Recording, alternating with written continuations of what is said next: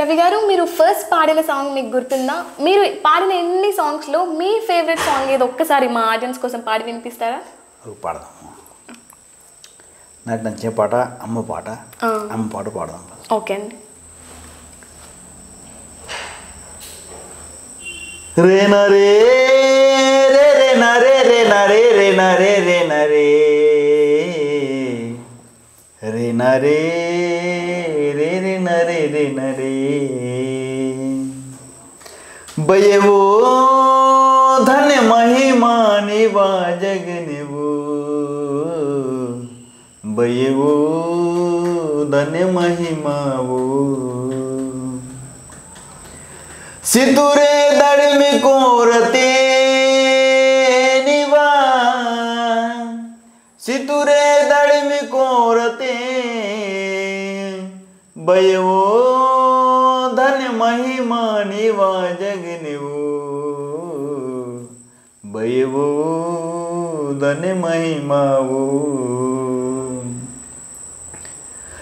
जन्म जन्म तेरी ओर गांडी सेवा की लेने नाके पुटी रवि नाई चुरे आशवो नि चरणते रवि नाई चुरे आशवो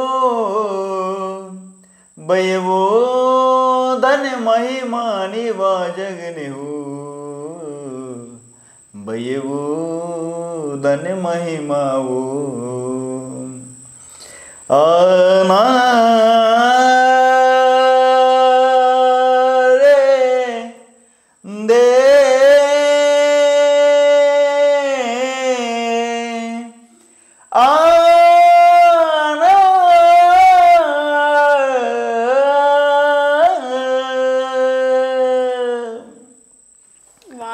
చాలా బాగా పాడారు రవి గారు. మీరు ఇంత బాగా పాడుతున్నారు. ఒక్క పాటతో నాకు మా అమ్మ కళ్ళల్లోకి గుర్తొచ్చేసిందండి. అసలు మీ గురువు ఎవరు? ఇంత బాగా నేర్పించారు మీకు? అసలు ఎవరి దగ్గర నేర్చుకున్నారు? గురువు అంటేనే ప్రకృతి, ప్రకృతి అంటేనే గురువు. అవునండి, ప్రకృతి నుంచి మనం చాలా నేర్చుకుంటాం. ఎందుకంటే గురువు లేరు. మా నాన్న పాడుతుండే. మా నాన్న భజన్స్ అట్లా పాడుతుండే. అయితే భజన చేసేటప్పుడు శివరాత్రి రోజున భజన చేస్తూ మన తబలా కొడుతుండే. ఓకే. అట్లా అప్పుడే హార్ట్ వచ్చి ఎక్స్పైర్ అయింది ఫాదర్. ఓకే, సారీ అండి. అయితే అప్పటి నుంచి ఏంటంటే కళని నమ్మినం, కళతోనే మనం రాపోయి అనే ఒక మైండ్లో ఉండిపోయింది అది. ఓకే. అయితే కళ అనేది మనకు మా ఇప్పుడు నాన్నగారి నుండి మీరు ఫాలో అవుతున్నారని.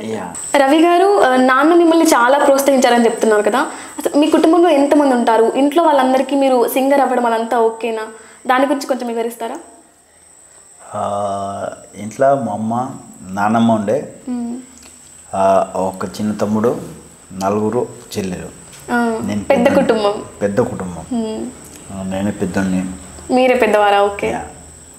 అందరినీ చూడాలి. అవును, అందుకేనండి.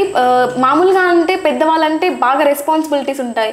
సో ఖచ్చితంగా డాక్టర్, పోలీసు అంటారు. కాకపోతే నాన్నగారు మిమ్మల్ని ప్రోత్సహించి మరీ సింగర్ అవ్వాలని చెప్పారు. అంటే మిమ్మల్ని ఇంట్లో నుండి కూడా సపోర్ట్ చేస్తూనే ఉన్నారు. నాన్నగారే కాకుండా ఇంట్లో వాళ్ళందరూ సపోర్ట్ చేస్తూనే వచ్చారా? అందరూ. అంటే స్కూల్లో కూడా నేను స్టార్టింగ్ 10th క్లాస్ కానీ లేకుంటే 8th క్లాస్ కానీ అప్పుడు చిన్నప్పుడు పాటలు పాడుతుండే. పాటలపై చాలా ప్రేమ, అభిమానం ఉండే. పాడాలి పాడాలి పాడాలి అని ఏమైనా ప్రోగ్రామ్స్ స్కూల్లో అయితే కూడా పాడుతుండే. అప్పటి నుంచి ఏంటంటే నేను సింగర్ అయ్యి ఏమైనా అవ్వాలి అలా ఉద్దేశం ఏం లేకుండే స్టార్టింగ్లో. కానీ తర్వాత పాడిన తర్వాత కొన్ని పాటలు పాడిన, కొన్ని ఆల్బమ్స్ అయినాయి, కొన్ని ఛానల్స్లలో రేలా ప్రోగ్రామ్స్ వచ్చింది. హెచ్ఎంటీవీలో మళ్ళీ జానపదం దుమ్మురేపు వచ్చింది, సారంగధారి వచ్చింది, గోరంత దీపం సీరియల్లో వచ్చింది. కొన్ని అవకాశం వచ్చినప్పుడు అరే నేనే ఏమైనా చేయొచ్చు, అవి మనలో ఉంది, దాన్ని మనం వెలికి తీయాలి, వెతికి తీస్తే బయటికి వస్తుంది భయ్ అని. మీలో ఉన్న ప్రతిభ మీరే గుర్తించలేదు, ప్రపంచం గుర్తించారన్నట్టు. అప్పుడు ఏంటంటే నేను ఏమైనా చేయాలి అని నాకు వచ్చింది అప్పుడు థాట్. ఆ థాట్కి ప్రయత్నం చేయాలి అనే ఒక ఉద్దేశంతో పాడుతుండే. చాలా మంచిగా అందరూ సపోర్ట్ చేస్తుండే. ముఖ్యంగా మా గురువు గారు, అంటే నేను గురువుగా నమ్ముతా, మా హెచ్ఎంటి మా రేలా director Suresh sir. Suresh sir, అరే నువ్వు మంచిగా నువ్వు పెద్ద ఆర్టిస్ట్గా అట్లా అవుతావు నువ్వు. అప్పుడు నాకు ఆఫ్రికన్ ఫోక్ సాంగ్స్ ఇచ్చి ఆయన ఇంటికి పిలిపించి నువ్వు ఇలా మారుతావురా, నువ్వు ఇలా ప్రాక్టీస్ చేయాలరా, అలా ప్రాక్టీస్ చేయాలరా అని చెప్పి చాలా మంచిగా చెప్తుండే సురేష్ సార్. మళ్ళీ తర్వాత నన్ను తీసుకుపోయిన వ్యక్తి నా గురువు చాకటి రేలా రవి. ఆయన కూడా రవి గారే. అతను మళ్ళా నా గురువు గారు వెట్టి అవుతాను. నేను ప్రతి ఒక్కరిని మాటలు నమ్ముతాను. నాకు ప్రతి ఒక్కడు దుష్మన్ ఉండని, నాకు ఎవరైనా కానీ వాళ్ళట్లో ఏది మంచిది ఉంది అది తీసుకుంటా, చెడు నాకు నచ్చనేది అది విడిచిపెడతా. ఎందుకంటే అందరూ నాకు మంచోళ్ళే అని అనుకుంటా. కానీ ఒక్కొక్కసారి ఏమవుతా అంటే అది రిపీట్ అవుతా అన్నట్లు, మన మంచితనమే మనకు వస్తుంది అన్నట్లు. అలాంటప్పుడు ఏమైనా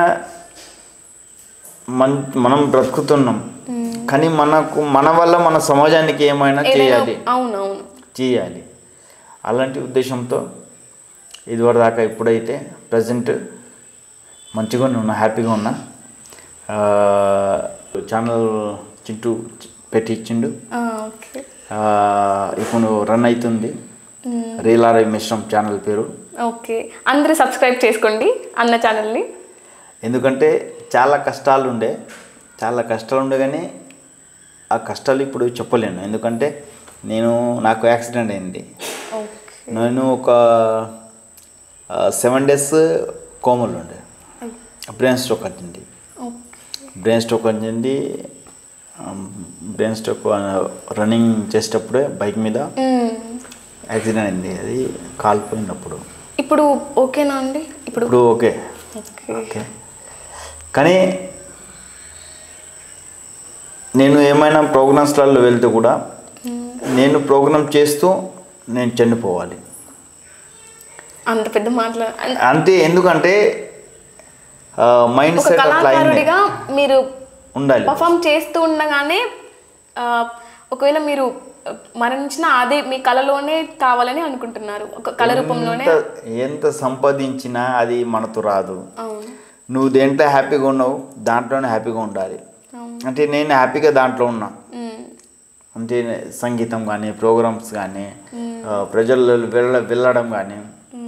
అంటే నేను కోమలు వెళ్ళినప్పుడు, నేను బయటికి వచ్చేటప్పుడు జస్ట్ పాటలు పాడుతుండే. అంటే మా తమ్ముడు ఒకటి చెప్తుండే, నేను పాటలు పాడి మళ్ళీ బతికిన. మీ పార్టీ మిమ్మల్ని బతికించింది. అయితే అలాంటప్పుడు ఏమైనా పాటలతోనే మనం చేయాలి భయ్. నేను ఒక పాట రాసిన గోండిలో సమాజం గురించి. పాడండి. హే తుయి రటే ఆదివాసి దాక అసకే సుటికేసి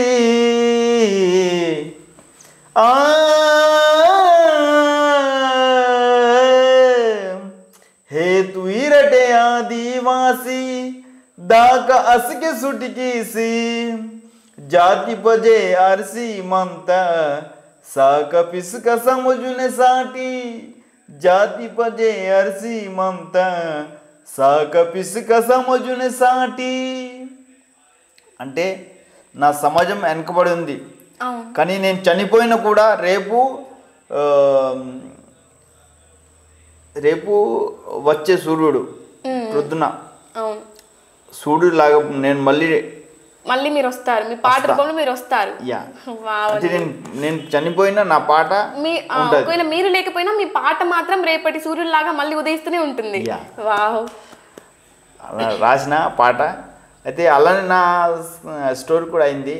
ఆ పాట అయిన తర్వాత సినిమాసికటి సాంగ్, ఆ సాంగ్ కూడా అట్లా అయింది. సేమ్ యాజ్ ఇట్ ఈస్గా నా స్టోరీ కూడా అట్లా జరిగింది.